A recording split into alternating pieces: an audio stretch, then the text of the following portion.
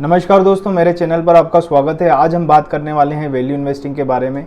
तो अगर आप मेरे चैनल पर नए हैं तो प्लीज़ मेरे चैनल को ज़रूर सब्सक्राइब करें और बेल आइकन पर क्लिक करना ना भूलें, जिससे कि आपको ऐसे ही एजुकेशनल वीडियोज़ आगे मिलते रहें।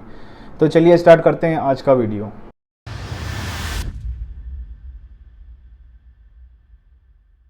तो दोस्तों, सबसे पहले वैल्यू इन्वेस्टिंग वर्ड का यूज़ मिस्टर बेंजामिन ग्राहम ने अपनी बुक द इंटेलिजेंट इन्वेस्टर में सन 1949 में यूज़ करा था, जो कि सदी के सबसे बड़े value investor mister Warren Buffett के गुरु थे। तो ऐसे में वैल्यू इन्वेस्टिंग की ओर ध्यान जाना स्वाभाविक है। तो दोस्तों, वैल्यू इन्वेस्टिंग एक ऐसी स्ट्रेटेजी है जिसमें हम ऐसे स्टॉक्स में इन्वेस्ट करते हैं जो कि अंडर वैल्यूड है। अब सवाल आता है कि अंडर वैल्यूड स्टॉक्स क्या हैं और कैसे हम पता लगाएं कि कौन सा शेयर अंडर वैल्यूड है। तो दोस्तों, अंडर वैल्यूड स्टॉक्स उन्हें कहते हैं जिनकी करंट मार्केट रेट उनकी एक्चुअल रेट या इंट्रिंसिक वैल्यू से कम है। अब यहाँ एक और क्वेश्चन आता है कि हम कैसे पता लगाएं किसी भी शेयर की एक्चुअल वैल्यू क्या है। तो दोस्तों, उसके लिए आपको कंपनी का फाइनेंशियल डेटा रीड करना होता है, जिसमें कंपनी का price to earning ratio, price to book value ratio, debt to equity ratio etcetera आपको देखना होता है, जिसमें यह आपको पता लग जाएगा कि कोई स्टॉक अंडर वैल्यूड है या ओवर वैल्यूड। तो इन रेशो से कैसे पता लगाएं कि कोई स्टॉक अंडर वैल्यूड है या ओवर वैल्यूड, तो हम इस वीडियो में सिर्फ पी रेशो को समझेंगे कि पी रेशो के द्वारा कैसे हम पता लगा सकते हैं कि कोई कंपनी के स्टॉक अंडर वैल्यूड है या ओवर वैल्यूड। तो दोस्तों, पी रेशो का जो फॉर्मूला होता है वो होता है price of the share divided by earning per share. And earning per share का जो फॉर्मूला होता है वो होता है net income minus dividend divided by number of shares outstanding. तो दोस्तों, इसको अगर डिटेल में अगर समझें तो एक एग्जांपल से समझते हैं कि कोई टेक कंपनी है XYZ जिसका नेट इनकम जो लास्ट ईयर में है वो 1000 रुपये है और उन्होंने 100 रुपये का डिविडेंड डिस्ट्रीब्यूट करा है। एंड कंपनी के आउटस्टैंडिंग शेयर्स जो हैं वो 10,000 हैं।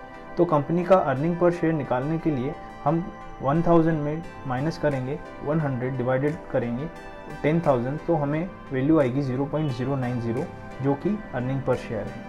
अब सपोज स्टॉक की प्राइस जो है वो 1 रुपये है, तो पी रेशो निकालने के लिए हम 1 रुपये से डिवाइड करेंगे 0.090 को, तो हमें वैल्यू आएगी 11.11 पी रेशो। दोस्तों, ये कैलकुलेशन तो मैंने सिर्फ समझने के पर्पज़ से ही बताया है। आपको कोई भी फॉर्मूला लगा के कैलकुलेशन नहीं करना है।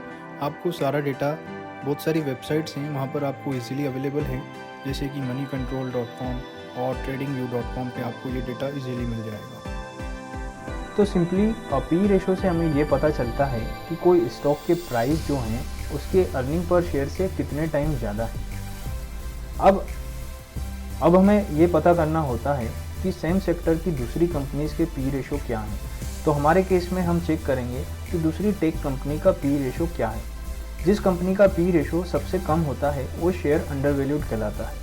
ये एक तरीका है जिससे हम सेम सेक्टर्स की दूसरी कंपनी से कंपेयर करके पता लगाते हैं कि हम किस शेयर में इन्वेस्ट कर सकते हैं। बट ये ज़रूरी नहीं है कि पी रेशो अगर कम होता है तो शेयर अंडर वैल्यूड हो सकता है।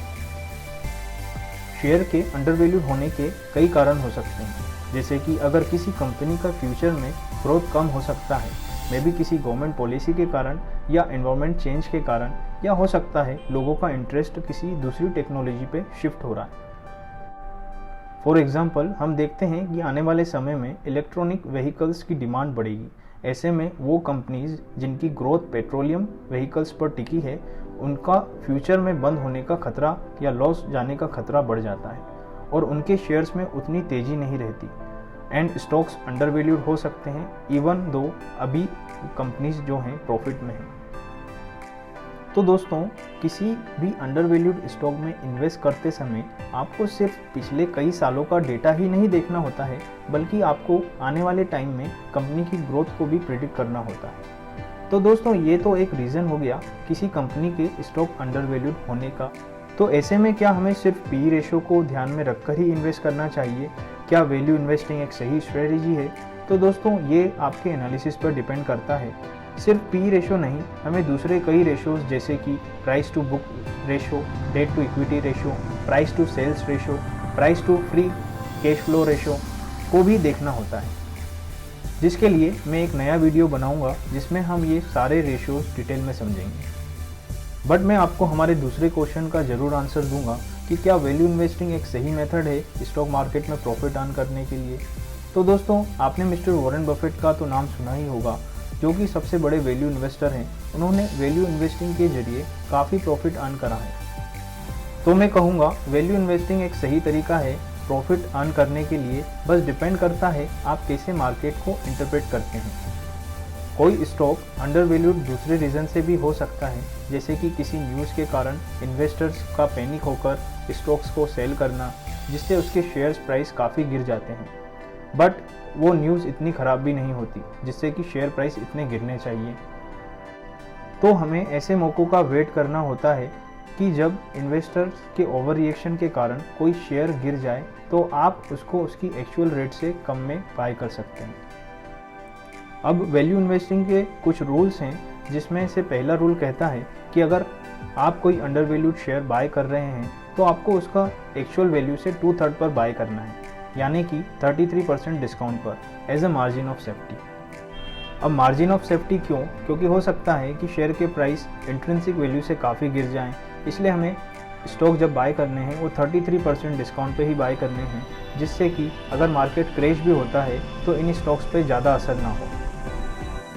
अब दूसरा रूल कहता है कि आप ऐसे स्टॉक्स में इन्वेस्ट करें या ऐसे बिजनेस में इन्वेस्ट करें जिसके बिजनेस मॉडल से आप फेमिलियर हों। तो आप ऐसे स्टॉक्स में इन्वेस्ट कर सकते हैं मे बी जिस कंपनी में आप काम करते हैं या जिस कंपनी के प्रोडक्ट यूज़ करते हैं। अब तीसरा रूल कहता है कि आपको 1 या 2 स्टॉक में इन्वेस्ट नहीं करना है।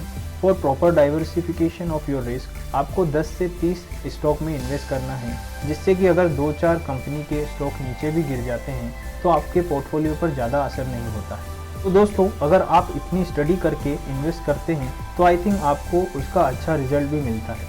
अब आप ये सोच रहे होंगे कि यार ये तो बहुत ही टाइम कंज्यूमिंग या बहुत डिफ़िकल्ट है। तो दोस्तों, अगर शेयर मार्केट में आसानी से रिटर्न मिलता तो शायद सभी प्रॉफिट अर्न कर रहे होते। तो दोस्तों, बस मैं यही कहूँगा, जब भी आप इन्वेस्ट करें प्रॉपर स्टडी करके करें, जिससे कि आपको लॉस ना हो।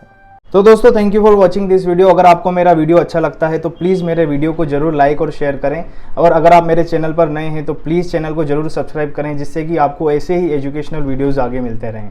और अगर आप ट्रेडिंग अकाउंट ओपन करना चाहते हैं, शेयर मार्केट में नए हैं, तो मेरे डिस्क्रिप्शन में दी गई हुई लिंक से आप डीमैट अकाउंट ओपन कर सकते हैं।